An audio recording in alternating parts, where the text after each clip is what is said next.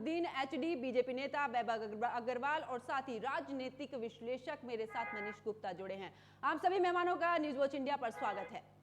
चर्चा की शुरुआत कांग्रेस के साथ। आखिरकार आपको मुख्यमंत्री मिल ही चुके हैं, इतना मंथन किया गया है कि आखिरकार अब जो है समुद्र से अमृत निकल ही चुका है, सिद्धारमैया को मुख्यमंत्री बनाया जा चुका है। क्या कहेंगे इसको लेकर?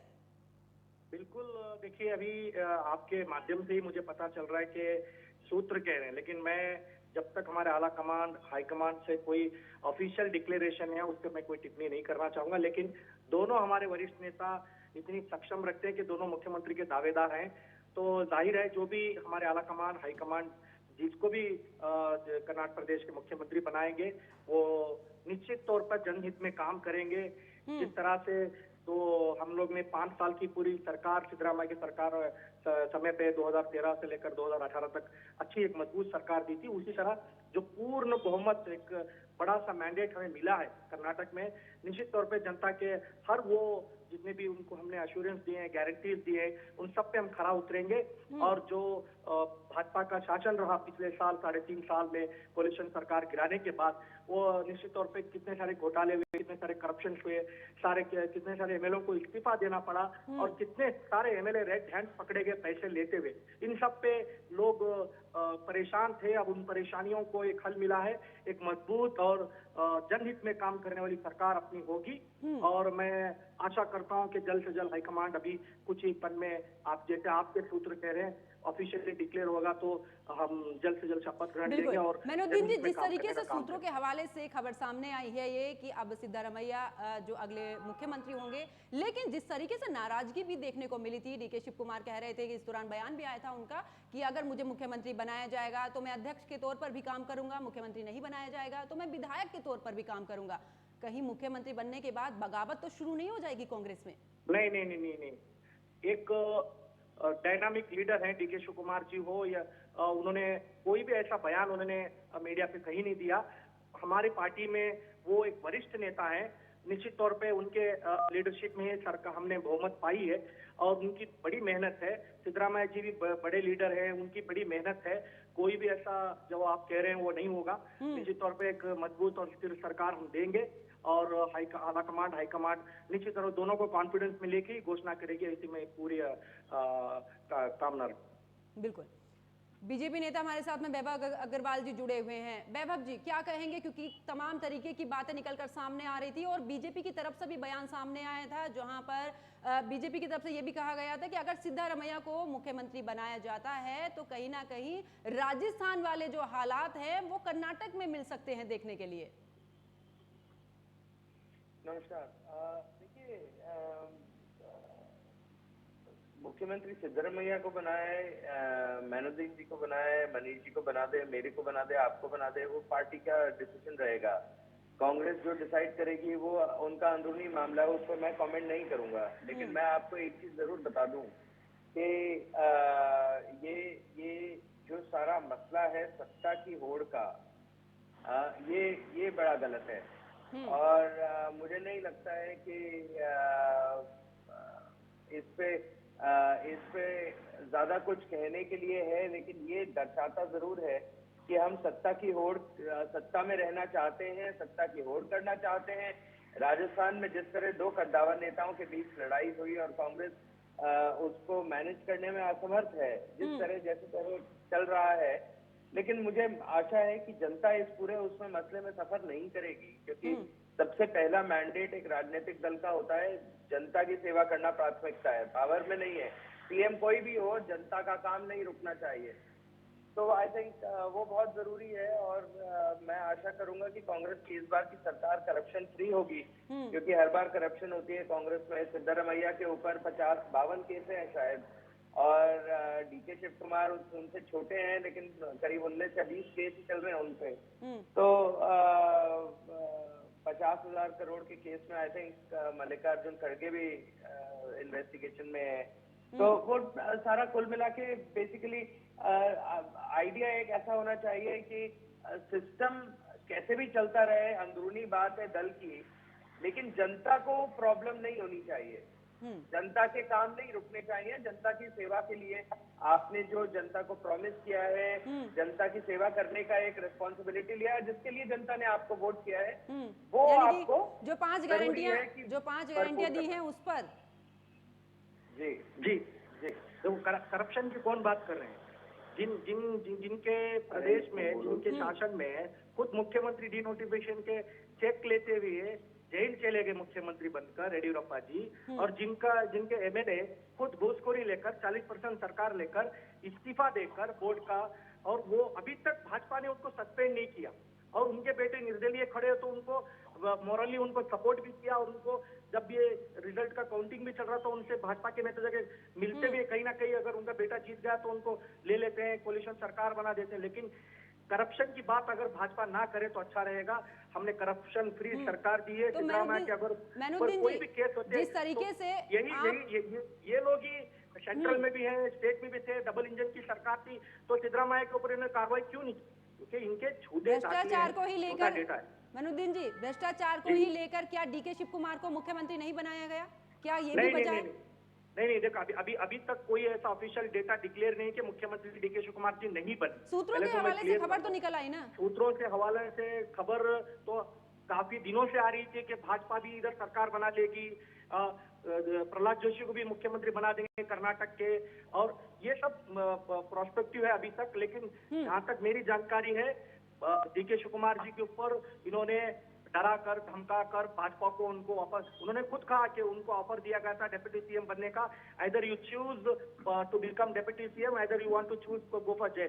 तो DK Shivakumar ji jail चले गए, और उन्होंने अपनी निष्ठा को उधर टिके रहे, भाजपा को वो ऑपरेशन कमला में बिके नहीं। मनोदीन जी, उन्होंने तो खुद हमारी भ्रष्टाचार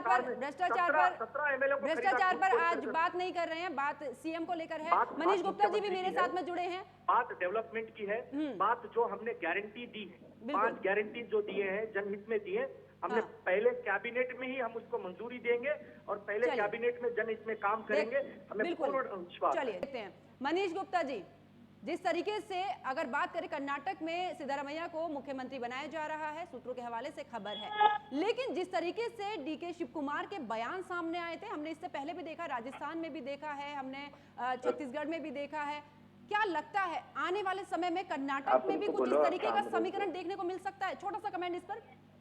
नहीं, देखिए, मुझे ऐसा लगता है जिस तरीके से कि बयान डीके शिव कुमार जी ने दिए, उन्होंने कहा पार्टी मेरी माँ है, और इस बात को लोगों ने बड़ा हाईलाइट किया सोशल मीडिया पर। मुझे ऐसा लगता है कि अभी डीके शिव कुमार को कोई जल्दीबाजी है नहीं, तो बहुत शांति से कांग्रेस की सरकार चलनी चाहिए, और ये देश के हित में भी है कि भाजपा बिल्कुल अकेली शासन ना करने लगे। अगर केंद्र में है, भाजपा को चुनौती मिलती रहनी चाहिए, ताकि भाजपा के कार्यकर्ता हमारे साथ बैठे हैं, प्रवक्ता जी, ये लोगों को एनर्जी रहे, इनको मेहनत करते हैं, और मेहनत करने के बाद जिसको जनता उचित महसूस करे उसको वोट दे। तो कांग्रेस अगर नहीं होगी, अगर कांग्रेस सब जगह कमजोर हो जाएगी, तो ये देश की जनता के लिए शुभ संकेत नहीं। मेरी कांग्रेस को शुभकामनाएं हैं, लेकिन मैं कुछ बातें कहना चाहता हूं। पहली बात यह है कि कांग्रेस ने जो 2 बातें इस चुनावों में कही, भ्रष्टाचार और ये जो कुछ उन्होंने फ्रीबीज की बात की, तो पहला तो यह है कि फ्रीबीज की बात पर चुनाव जीतना आसान है, 1 बार 2 बार, लेकिन उसे सस्टेन करना बहुत मुश्किल। हम लोग केजरीवाल जी को देख रहे हैं क्या करना पड़ रहा, तो आप कैसे कैसे करेंगे, इसका आपको ध्यान रखने की जरूरत है। मेरी इस पर इसको सलाह है कि सावधानी से रहें। दूसरा, अब आपने जो 40% की सरकार वाली बात कही थी, जनता ने बोल दिया, आपको वोट भी दिया, कहीं ना कहीं आपको अब ये साबित करने की जरूरत है, और जितने भी करप्ट नेता हैं, जितने भी करप्ट सरकारी ऑफिसर हैं, और जितने भी करप्ट कॉन्ट्रैक्टर, उनके सबके कॉन्ट्रैक्ट आप कैंसिल करिए, 3 बार उन सबको हटा के दोबारा कॉन्ट्रैक्ट दीजिए,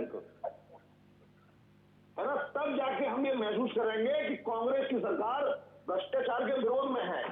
वरना देखिए, वरना तो लीगल केस तो सब तक चलते ही रहते हैं, बातें तो टीवी पे आप कर भी सकते हैं, हम भी कर रहे हैं, आप भी कर रहे हैं, लेकिन आप कुछ करके दिखाइए। देखिए, अगर हम देखें तो भ्रष्टाचार के नाम पर कांग्रेस, जेडी, आरजेडी ये सब पार्टी बदनाम तो नहीं है। तरह तरह के लोगों पर आरोप लगते रहे हैं, है ना, और उस चक्कर में सरकारें गई नहीं है। तो ऐसे चलिए में मनीष जी, आखिरकार इतनी माथापच्ची के बाद मनीष जी चांस है हाँ। कि आप अब साबित करके दिखाइए, 1 साल का समय है, वरना 2024 आते हैं देर नहीं लगेगी। बिल्कुल, क्योंकि बात 2024 को लेकर है, क्योंकि हमने कांग्रेस का भी देखा है, कांग्रेस ने जिस तरीके से बम्पर जीत हासिल की है, कहीं ना कहीं विपक्ष की अगर बात करें तो विपक्षी जो एकता है वो डगमगाई हुई थी नजर आ रही है। क्योंकि ममता बनर्जी का बयान जिस तरीके से आया है कि क्षेत्रीय जहां जहां पर कांग्रेस मजबूत होगी वहां पर हमारा समर्थन, दूसरी तरफ अधीर रंजन चौधरी का भी बयान सामने आया है कि जिस तरीके से कर्नाटक में बम्पर जीत मिली है उससे कहीं ना कहीं ममता जी जो हैं वो घबराई हुई है, इसीलिए वो अब इस तरीके के बयान दे रही हैं। तो क्या विपक्ष की एकता जो है 2024 में क्या लगता है डगमगानी शुरू हो गई है कर्नाटक चुनाव के बाद? मुझे मेरा नाम मनीष जी। मनीष जी सर मैं आपकी आवाज सुन नहीं पाया, दोबारा बोलिए। मनीष जी, जिस तरीके से कर्नाटक में बम्पर जीत हुई है कांग्रेस की, लेकिन इस दौरान अगर बात बयानों की जाए तो ममता बनर्जी ने तो साफ तौर पर कहा है बयान में कि जहां पर कांग्रेस मजबूत है हम समर्थन देंगे। लेकिन अधीर रंजन चौधरी का जो बयान अभी हाल ही में आया है, उन्होंने कहा है कि जिस तरीके से कर्नाटक में बम्पर जीत हुई है उसमें कांग्रेस की जरूरत जो है वो टीएमसी को है, ना कि टीएमसी की जरूरत कांग्रेस को है। तो कहीं ना कहीं जो एक खेमा है विपक्ष का डगमगाता हुआ। देखिए, 2 बातें हैं। पहली बात तो हमें ये समझ लेनी चाहिए कि कांग्रेस की जीत में सबसे बड़ा रोल इस बार फ्रीबीज का है, यानी जो मुफ्त का हम सामान जनता को ऑफर कर रहे हैं तो जनता भावनाओं में बह गई, एक बात। दूसरा बड़ा रीजन ये है कि वहां की कर्नाटक की लीडरशिप ने, कांग्रेस की लीडरशिप ने ऑर्गेनाइज तरीके से कर्नाटक की बीजेपी लीडरशिप पर टारगेट किया। इसे राहुल वर्सेस मोदी नहीं होने दिया, जिसकी वजह से भ्रष्टाचार का मामला लेकर, एंटी इनकम्बेंसी का मामला लेकर जनता को समझ आया कि इस बार बीजेपी ने कांग्रेस को वोट देना चाहिए। अब आते हैं विपक्ष को लेकर। देखिए, एक जीत ने राहुल को इतनी बड़ी संजीवनी दे दी कि उन्होंने ममता बनर्जी, नीतीश कुमार और दूसरे नेता जैसे शरद पवार है, इन सब लोगों के अरमान झुका दिए। अब राहुल गांधी निर्विवाद रूप से विपक्ष के नेता माने जाएंगे और ये बात कांग्रेस को भी ठीक लगती है और भाजपा को भी ठीक लगती है। भाजपा को भी लगता है कि अगर राहुल वर्सेस मोदी होता है तो मोदी सीनियर जो है खिलाड़ी हैं, तो राहुल जी से उन्हें जीतने में इतनी दिक्कत नहीं होगी।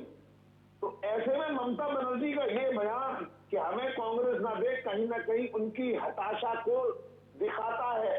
दिख रहा है ममता दीदी हताश है, उन्हें लग रहा है मैं अकेली पड़ गई हूँ और विपक्ष को, स्पेशली कांग्रेस को ममता दीदी की जरूरत नहीं है। और अधीर रंजन जी का ये बयान, देखिए अधीर रंजन जी अपने विवादित और स्पष्टवादिता के लिए जाने जाते हैं, तो उनका ये कहना कि हमें ममता दीदी की जरूरत नहीं है, कहीं ना कहीं कांग्रेस के बढ़ते कॉन्फिडेंस को दिखाता है। और भाजपा के लिए ये भी प्रसन्नता का विषय है कि कांग्रेस और टीएमसी का गठबंधन अगर होता है तो उनके लिए अच्छा नहीं होगा। लेकिन ममता दीदी भी जिस तरीके से बड़े स्पष्ट बोल रही है हम आपको एक भी सीट नहीं देंगे, आप बाहर से समर्थन करिए, ये डेरोगेटरी बात है। इस तरीके से गठबंधन नहीं होता है। मुझे लगता है ममता दीदी कांग्रेस को सबक सिखाना चाहती है, उन्हें झुका के उनकी, अब मैं क्या बोलूँ, तो थोड़ा सा खराब मैसेज दे रही है, जो कि निश्चित रूप से कांग्रेस को स्वीकार्य नहीं होगा। कांग्रेस इस बार ममता दीदी को भी सबक सिखाने का प्रयास करेगी, ऐसा मैं मान रहा हूँ। मैनुद्दीन जी, कांग्रेस ममता दीदी को भी इस दौरान सबक, आपकी आवाज धीमी आ रही है। मेरी आवाज आप तक पहुंच पा रही है क्लियर? अभी आ रही है। हाँ, जिस तरीके से विपक्षी एकता की बात करते हैं नीतीश कुमार, वो दिल्ली भी आए, महाराष्ट्र में भी मिले, हर एक विपक्ष को एक साथ में लाने की बात करें 2024 के लिए। लेकिन इस तरीके के बयान, ममता दीदी के अलग, अधीर रंजन चौधरी के अलग बयान, कैसे विपक्ष एक हो पाएगा? कैसे पार लगा पाओगे 2024 की नैया को?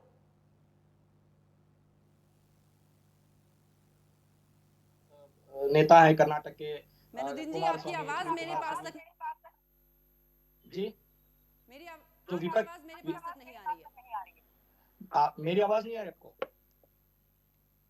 देखो अभी आ रही है। हाँ।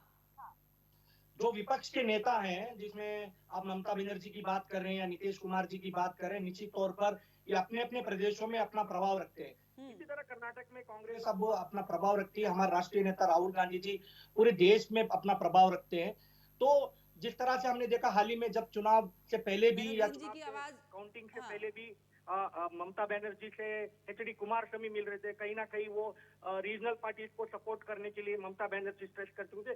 कांग्रेस एक मजबूत विपक्ष पार्टी रही है और नरेंद्र मोदी जी को आने वाले समय में कोई टक्कर दे सकती, वो कांग्रेस की एक बड़ी पार्टी है जो अभी हमारे 4 राज्यों में सरकार बनी हुई है। आने वाले छत्तीसगढ़, मध्य प्रदेश, राजस्थान में यानी कि नीतीश कुमार जिस तरीके से विपक्ष को एक कर रहे हैं, जिस तरीके से माथापच्ची कर रहे हैं, तो क्या लगता है नीतीश कुमार नेतृत्व नहीं करेंगे विपक्ष का, राहुल गांधी करेंगे? प्रयास कर चुके हैं, वो पहले भी प्रयास कर चुके हैं, पहले भी प्रयास कर चुके हैं। उनको प्रयास करना चाहिए, डेमोक्रेटिक वे है, अपना अपना वो रहता है। लेकिन कांग्रेस एक मजबूत तो विपक्ष पार्टी होगी और कांग्रेस के नेतृत्व में ही 24 में जितने भी विपक्ष के दल हैं वो हमारे साथ आते हैं, उनको हम उनको वेलकम करते हैं और सब मिलकर चुनाव लड़ेंगे। अगर जो भी हमारे आइडियोलॉजिकली जुड़ेंगे, हमारे नेता से जुड़ेंगे, मजबूती से हम भाजपा का सामना कर 2024 में भाजपा को घर भेजने का काम सेंट्रल में जरूर करेंगे।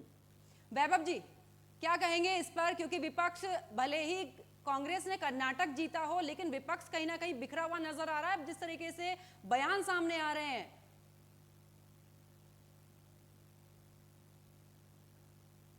वैभव जी मेरी आवाज मिल पा रही है आपको? हाँ मिल रही है, सारी है। हाँ जी, एक चीज होती है पंकज जी उत्साहित होना, दूसरा होता है उत्साह के साथ उत्साह की ओर से ऊर्जित होकर उत्तेजित होना। सबसे बड़ी गलती इंसान तब करता है कि जब वो अपनी किसी हार से बहुत हताश हो जाता है या फिर वो अपनी किसी जीत से बहुत ज्यादा समय पर चढ़ जाता है। कांग्रेस को शायद ये समझना पड़ेगा कि ना तो ये उनकी जीत थी ना हमारी हार, ये एक जनता के लोकतंत्र में, जनता के दरबार में एक समय का फेर है। किसकी कहाँ गलती रही, किसकी कहाँ अच्छाई रही, जिसकी वजह से जनता ने उनको सरकार बनाने का मौका दिया और भाजपा से सरकार बनाने का मौका नहीं ले लिया। वो अभी आने वाला समय बताएगा। बहुत जल्दबाजी होगी अगर हम जीत के जो पॉइंट्स हैं उन पे डिस्कस कर लें या हार के जो पॉइंट्स हैं उन पे डिस्कस कर लें। अभी क्योंकि आप ये भी देखो कि 50 से ज्यादा सीटों पर मुश्किल से 700-800 वोटों का डिफरेंस रहा है। तो ऐसा तो नहीं है कि जनता ने अपनी अपनी कॉन्स्टिट्यूएंसीज पर जो कैंडिडेट्स थे या दलों के जो बीच में कंपटीशन था वो ज्यादा कोई फर्क किया। तो वो समझना पड़ेगा कि चूक कहाँ हुई भाजपा से और कांग्रेस की अच्छाई कहाँ रही। तो ये अभी थोड़ा सा समय, 1 हफ्ता 10 दिन और लगेंगे और आने वाले दिनों में ही स्ट्रेटेजी तय होगी। लेकिन हमें साथ साथ ये भी देखना पड़ेगा कि कांग्रेस को 1 मिनट के लिए भी ये नहीं समझना चाहिए कि भाजपा कमजोर है। भाजपा कमजोर नहीं है। भाजपा हमेशा अपनी राजनीतिक शैली के लिए और राजनीतिक स्ट्रेटेजी के लिए जानी जाती है और पिछले 10 साल में तो भाजपा ने राजनीति की परिभाषा ही बदल दी। तो इनको अभी थोड़ा सब्र करना चाहिए। ममता बनर्जी ने बहुत बड़ी बात कर दी प्रेस कॉन्फ्रेंस में, कांग्रेस ये कांग्रेस वो। देखिए ममता बनर्जी भी एक्स कांग्रेस है और ममता बनर्जी भी राजनीतिज्ञ हैं, स्मार्ट हैं।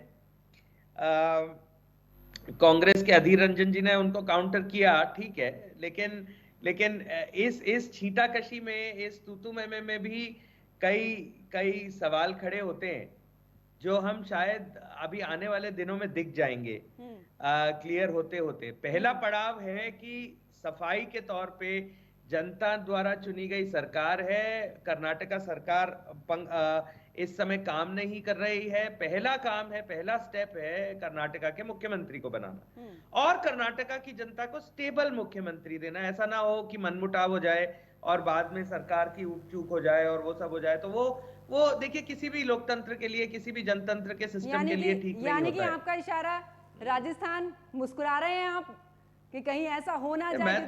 मैं तो पंकज जी आपको पता ही है, मैं हमेशा ही मुस्कुराता रहता हूँ, दुखी होने का आज आपकी मुस्कुराहट सवाल ही नहीं होता। आज आपकी मुस्कुराहट कुछ अलग ही अंदाज में, जिस तरीके से बयान आ रहे हैं और जिस तरीके से हम हम मोदीमय सुरक्षित भारत में रह रहे हैं, हमें किसी चीज की चिंता नहीं है, मुद्दों पे आदान प्रदान कर रहे हैं, मुस्कुराहट से अपन चारों मुस्कुरा रहे हैं, अच्छा अच्छा मौसम है, कोई इसमें दिक्कत नहीं है। राजनीतिक गर्मी तो हिंदुस्तान का वो क्या कहते हैं हक है, हर मिनट कोई ना कोई राजनीति ऐसी होती रहती है कि थोड़ी गर्मी चली रहती है, तो कोई बात नहीं, अपन बैठ के जनता की सेवा का मौका कर रहे हैं और रोड मैप बना रहे हैं, प्लान बना रहे हैं, सब अपने अपनी तरह सेवा कर रहे हैं। मनीष जी जनता की अकाउंटिंग संभाल रहे हैं, कांग्रेस जनता की एडमिनिस्ट्रेशन संभाल रही है ना, भाजपा जनता की सुरक्षा संभाल रही है, समृद्धता संभाल रही है देश की, तो इसमें कोई दिक्कत नहीं है। आप न्यूज वर्ल्ड इंडिया संभाल रहे हैं, है ना, तो आप चौथे पिलर हैं, स्तंभ हैं आप डेमोक्रेसी के, लोकतंत्र के, तो मुस्कुराना तो हमेशा चाहिए।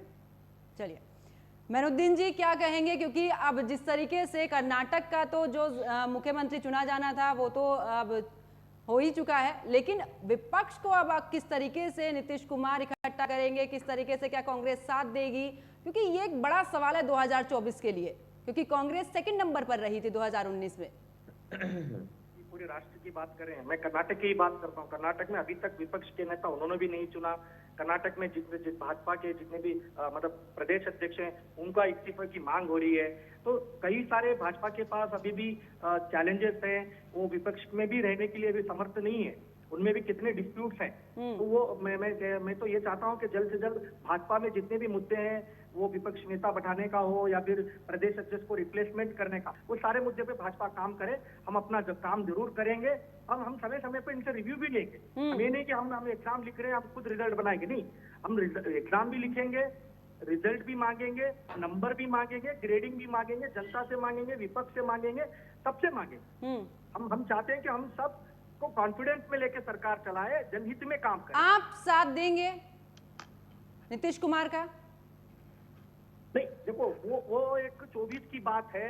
नीतीश कुमार जी हो, ममता बनर्जी हो, वो जितने भी विपक्ष के नेता हैं, हमारे राष्ट्रीय अध्यक्ष मल्लिकार्जुन खड़गे साहब के साथ बैठेंगे, बात करेंगे, एक रोड मैप बनाएंगे। लेकिन सबसे बड़ी मजबूत पार्टी जो भाजपा का इस देश से सफाया करेगी सेंट्रल से, वो है कांग्रेस पार्टी। यानी कि कांग्रेस को जरूरत नहीं है उनकी, कांग्रेस की जरूरत है बाकी पार्टियों को। मैं नहीं कहा कि किसी की जरूरत नहीं, मैं कह रहा हूँ नहीं, आपने बोला कि बीजेपी को अगर कोई हरा सकता है तो कांग्रेस है।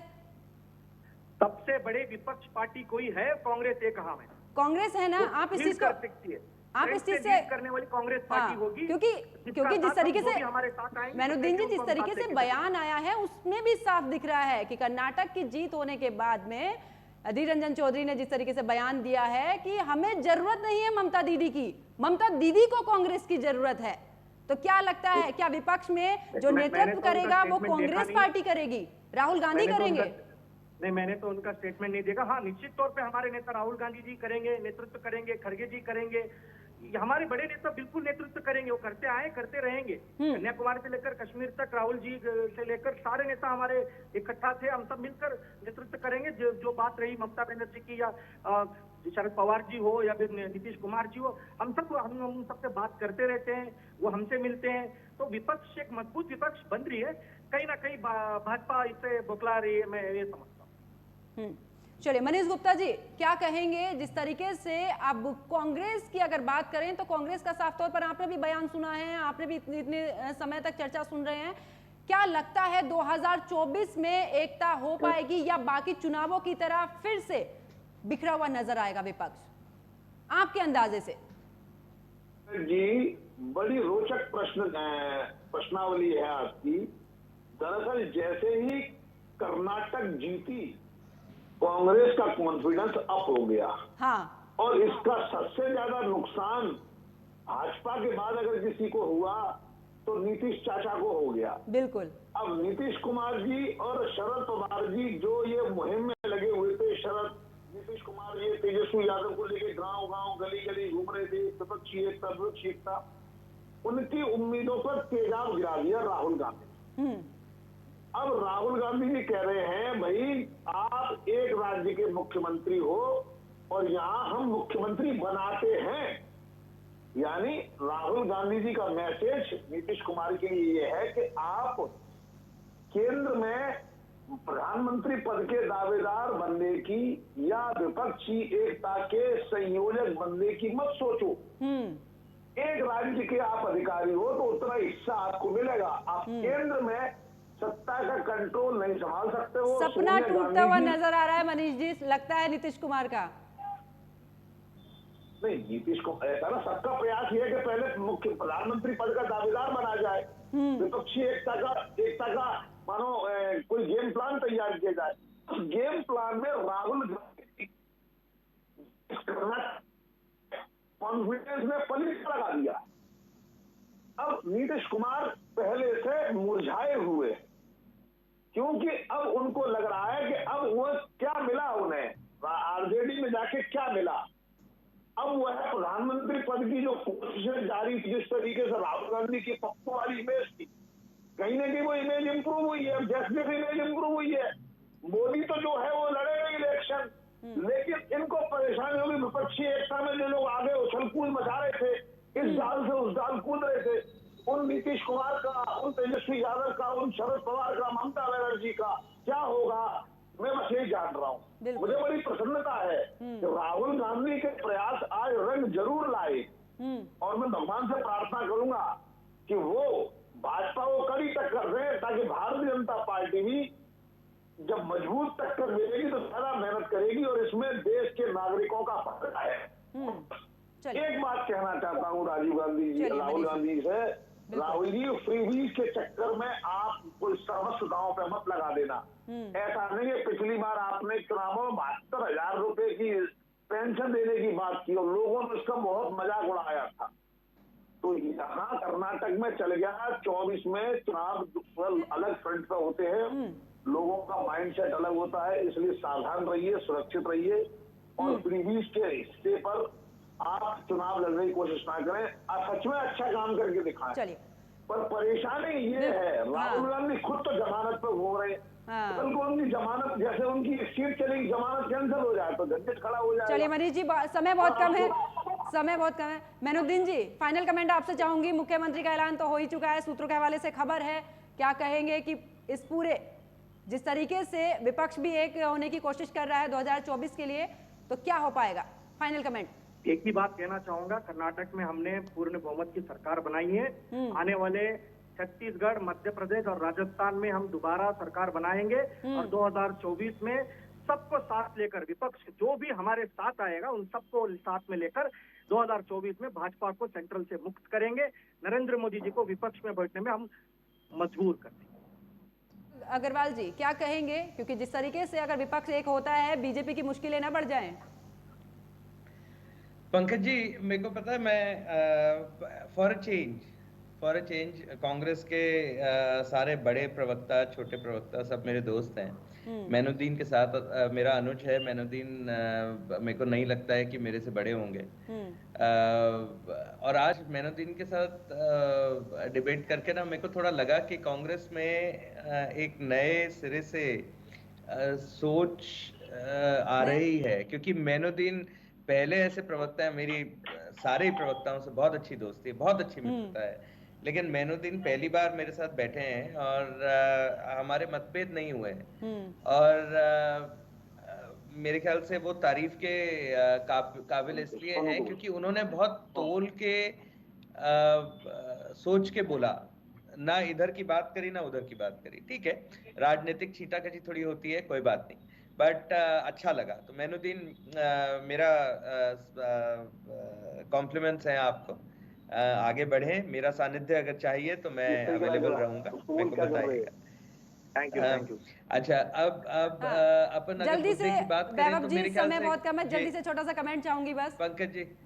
तो मेरे ख्याल से कांग्रेस को थोड़ा जल्दी करके साफ सफाई से ये सरकार चलाएं, ताकि अगले साल में जब इलेक्शंस हो तो जनता के पास जाके कुछ बोलने के लिए रहे।